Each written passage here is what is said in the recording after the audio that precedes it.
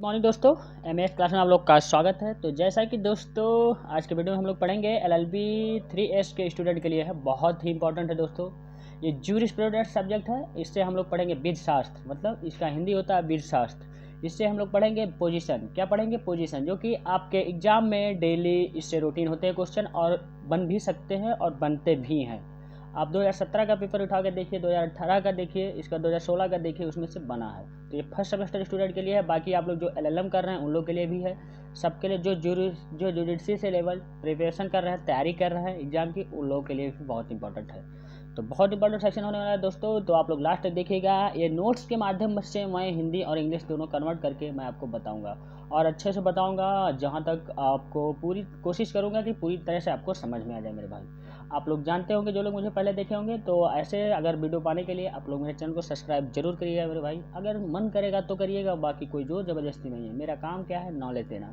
आप लोग का क्वेश्चन, जैसे बहुत लोग का क्वेश्चन आया सर कि इस पर बता दीजिए, तो मैं आपको बता रहा हूँ मेरे भाई, आप लोग को अच्छे से और बढ़िया से। तो मैं वादा भी किया हूँ, तो वादा निभाऊंगा। हर एक सब्जेक्ट A to Z जो फर्स्ट सेमेस्टर के एलएलबी स्टूडेंट के लिए है, आपको बताऊंगा और पढ़ाऊंगा, जो भी इंपॉर्टेंट टॉपिक्स है। क्योंकि एग्जाम आपका 3 तारीख से होने वाला है लखनऊ यूनिवर्सिटी का। बाकी और जो लखनऊ यूनिवर्सिटी के अफिलिएटेड कॉलेज है उन लोग का भी, और बाकी जो अदर यूनिवर्सिटी से है उन लोग का भी होने वाला है। बाकी 4 यूनिवर्सिटी का और होने वाला है, तो इसलिए मैं बता दूं।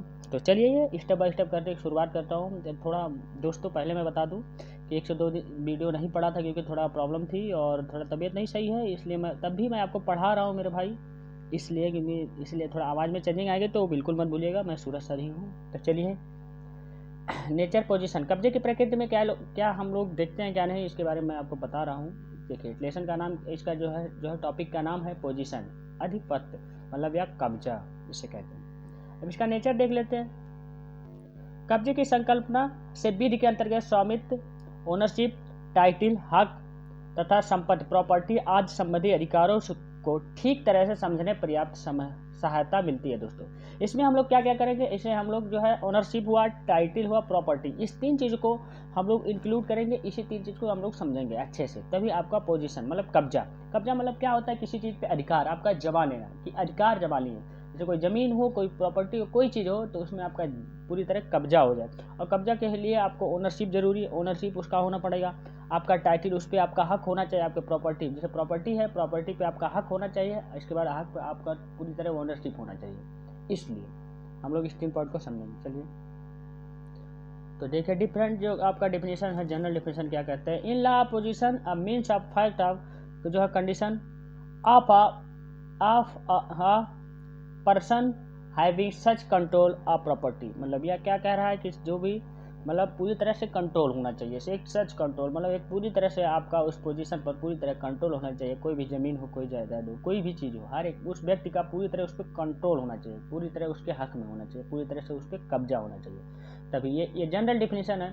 बाकी अब आगे देखिए, जो है पोलक के द्वारा क्या कहा गया। इन्होंने कब्जा को भौतिक नियंत्रण माना है। देखिए, इन्होंने कब्जा को क्या माना? भौतिक नियंत्रण। इसके बाद सामान्य द्वारा देखिए, इन्होंने कब्जे को वस्तु माना है, ना कि अधिकार। इसे इन्होंने अधिकार नहीं माना, जबकि वस्तु माना है। देखिए, अलग अलग डिफिनेशन अलग जुरिस का है। देखिए, जकारिया का क्या कहना है? इनके अनुसार व्यक्ति जिस प्रकार वस्तु के धारण किए रहता है, उसी प्रकार डिस्पोजल आपका करने की क्षमता रखता है। डिस्पोजल है यहाँ, यस होगा, ये चीज़ें हैं इनके द्वारा कहा गया। देखिए, अब 2 एलिमेंट आपका जो है आवश्यक तत्व है पोजीशन का। फर्स्ट नंबर है, क्या है आपका? कॉर्पस ऑफ पोजीशन, ये फिजिकल एलिमेंट है आपका।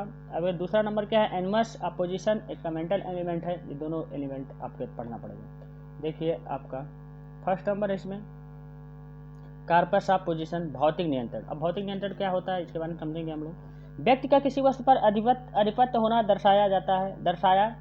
दर्शाता है कि उस व्यक्ति द्वारा वस्तु के उपयोग में अन्य व्यक्ति हस्तक्षेप नहीं करेंगे। ये चीज़ें कह रहा है इसमें। मतलब कोई आपकी ज़मीन जायदाद है, उसमें आपका ही हक होगा, कोई अदर पर्सन, अदर पार्टी का लोग, मतलब उसमें लोग या आपके दोस्त हों, तो उसमें आप लोग के हस्तक्षेप नहीं करेंगे। उसमें जो आपको इनवैलिड, मतलब उसमें आप लोग उसमें इंक्लूड नहीं होंगे, ये कह रहा है। ये अस्वशासन निम्न प्रकार से हो सकती है। नंबर फर्स्ट हो, इसके कई प्रकार हो। नंबर फर्स्ट है फिजिकल पावर ऑफ पोजीशन, धारण कटी की भौतिक, ये कहा गया। इसका दूसरा नंबर है individual possession, individual personal of possession, धारणकर्ता की निजी उपस्थिति होता है इसमें। अब इसके बाद देखिए आपका ये आपका तीसरा नंबर, इसमें आपका देखिए सेकंड पॉइंट क्या है, जो है सेक्रेसी। इसमें चौथा देखिए आप लोग जो है कस्टम होता है। इसके बाद पाँचवा नंबर आपका प्रोटेक्शन ऑफ, ये तीसरा नंबर है सेक्रेसी, अब चौथा नंबर है कस्टम और पाँचवा नंबर आपका प्रोटेक्शन ऑफ जो है एनिमस जो है डोमिनी, ये कहा गया। तो अब लोग हम लोग देख रहे हैं एनिमस ऑफ धारणशय, इसको हम लोग देख लेते हैं। पोजीशन द्वारा वस्तु पर कब्जा धारण किए रहने की मानसिक इच्छा होनी चाहिए, पूरी तरह से आपका मानसिक इच्छा होना वहाँ जरूरी है। एग्जाम्पल जैसे मेरा पालतू जो है कुत्ता सड़क पर टहल रहा है, तो इसका मीन्स में ये नहीं माना जाएगा कि कुत्ता पर से मेरा पोजीशन हट गया है, ऐसी कोई बात नहीं। ये भी जान लीजिए, एग्जाम्पल बहुत इंपॉर्टेंट है दोस्तों, एग्जाम्पल वहाँ लिखना पड़ेगा। कुत्ते पर मेरा भौतिक नियंत्रण के साथ साथ इच्छा भी है।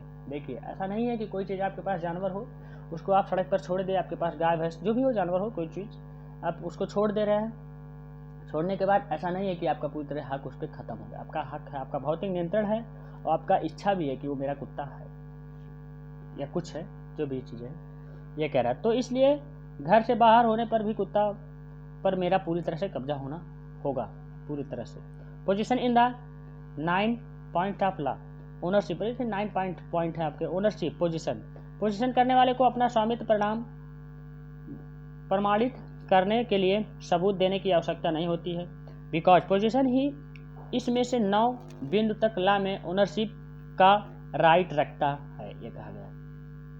पोजीशन को ओनरशिप का जो है प्राइम फेसी एविडेंस माना जाता है।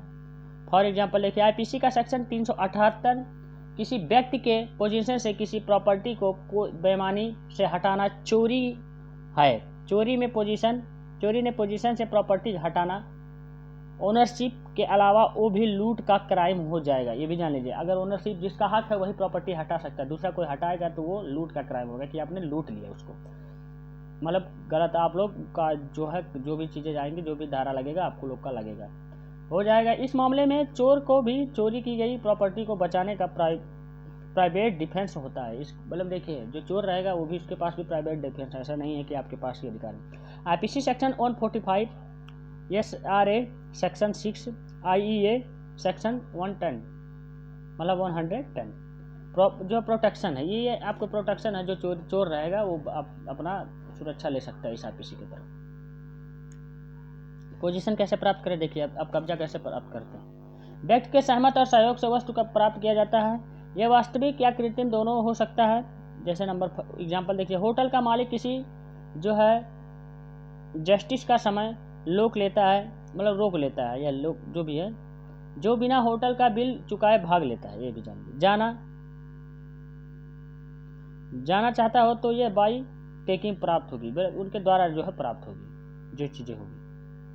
बाई डिलीवरी देखिए, डिलीवरी जो प्रदान करता है उसके बारे में देखिए। व्यक्ति की सहमत और सहयोग से वस्तु को प्राप्त किया जाता है, ये भी जान लीजिए। मतलब उनके सहमत और तभी तो आपका वस्तु जैसे कोई डिलीवरी किए हैं आप, तो आपके सहमत नहीं होगा तो आप प्राप्त करेंगे नहीं ना, उसको कैंसिल कर देंगे। तो आपके सहमत रहेंगे तभी आप उसको मंगाएंगे। It is the acquisition of possession with the consent of the previous owner and is the जो है आप 2 टाइप्स एक्चुअल एंड जो है कॉन्स्टिट्यूटिव, ये कहा गया। जैसे एग्जांपल, अपनी कार ए को उधार दिया और बाद में उसके हाथ बेच डालूं, भेंट कर ली तो डिलीवरी होगा। जान लें ये चीज़ सही कह रहा है, यही आपका ये कह रहा है आपका। अब आप लोग आगे देखिए, इसमें कुछ समझाने की बात ही नहीं, मैं इतना बढ़िया से नोट्स बना दिया हूँ मेरे भाई, एकदम बढ़िया से। एक बार आप पढ़ लेंगे तो वास्तव में कह रहे हैं गारंटी के साथ 50% अपने दिमाग में हो जाएगा, और लिख करके पढ़ ले रहे हैं तो 80-90% आपके दिमाग में पूरी तरह एकदम घुस जाएगा, और पूरी तरह आपको 100% दिमाग में घुस सकता है अगर आप लोग अच्छे से पढ़ रहे हैं तो। 2 बार कंप्लीट कर लीजिए। लॉ द्वारा व्यक्ति के नियंत्रण से पोजीशन हटाकर इस दूसरे व्यक्ति के नियंत्रण में दे सकता है, और ऑपरेशन ऑफ लॉ होगा, ये ऑपरेशन ऑफ लॉ होगा। एग्जाम्पल जैसे है, मृत व्यक्ति की प्रॉपर्टी लॉ द्वारा वास्तविक उत्तराधिकारी को दी जाती है, ये कहा गया। जो उसका उत्तराधिकारी होगा, जैसे कोई एक्सपायर हो गया आपके घर में या कोई किसी के घर में एक्सपायर हो गया, तो जो जैसे आप एक पिता एक्सपायर हो गया तो जो भी हक होगा तो उस बच्चे का ही हक होगा, उनके बच्चे का हक होगा, तो उस बच्चे को प्रॉपर्टी दी जाती है। इंपॉर्टेंट काइंड्स ऑफ पोजीशन देखिए, इंपॉर्टेंट एक काइंड्स ऑफ पोजीशन है, उसके प्रकार है जो है कारपोरियल पोजीशन, मूर्त कब्जा, जैसे इसमें लैंड आता है, हाउस जैसी चीज़ें आते हैं। इन कॉर्पोरियल पोजीशन राइट ऑफ बे अमूर्त कब्जा ये होता है। जो मीडिएट पोजीशन इसमें वातकालिक कब्जा होता है, मध्यवर्ती। जो इमीडिएट पोजीशन इसमें आता है तत्कालीन कब्जा, इसमें मध्यवर्ती कब्जा आता है। इसमें सॉरी दोस्तों, ये तत्कालीन मध्यवर्ती रहेगा, इसमें तत्कालिक कब्जा होगा। कॉन्स्टिट्यूटिव पोजीशन इसमें आता है रचनात्मक। एडवर्स पोजीशन आता है तत्सत कब्जा। इतना ज़्यादा कब्जा है। अब देखिए आगे देखिए 9 में डी फैक्टो पोजीशन आता है तथा कब्जा। डी ज्यूरे पोजीशन आता है विदिता कब्जा, पोजीशन लॉ। ये चीज़ें आती हैं आपके 9 थे, तकरीबन 8 हमने बता दिया। 9 ये भी जान लीजिए। पोजीशन कब्जा ये है, position of law, position in law. ये चीज़ें थी। आपको जहाँ तक है कि वीडियो अच्छा लगा होगा मेरे भाई, अच्छे से पूरी तरह आप समझ गए। थोड़ा छोटा टॉपिक है, थोड़ा बड़ा नहीं है, लेकिन क्वेश्चन इससे पूछ सकते हैं एग्जाम में आपके। तो थैंक यू दोस्तों, आप लोग नेक्स्ट वीडियो में नेक्स्ट पार्ट के साथ। आई होप है कि वीडियो अच्छा लगा होगा आप लोग। तो अच्छे से इसको शेयर करिएगा अपने दोस्तों के पास, जिनके पास आप लोग पहुँचा सकते हैं, जो लॉ से रिलेटेड पढ़ाई करते हैं। तो थैंक यू, आप लोग मेरे नेक्स्ट वीडियो में नेक्स्ट पार्ट के साथ।